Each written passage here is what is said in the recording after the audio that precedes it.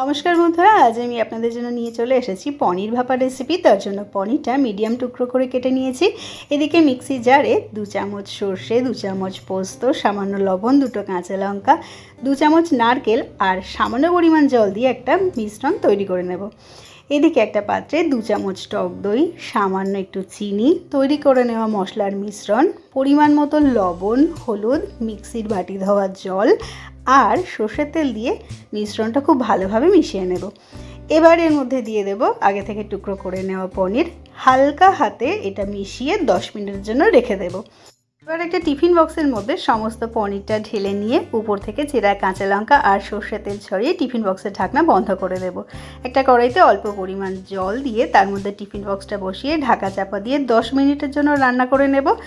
এরপর 15 minute standing টাইমে রাখার পরেই রেডি গরম গরম পনির ভাপার রেসিপি।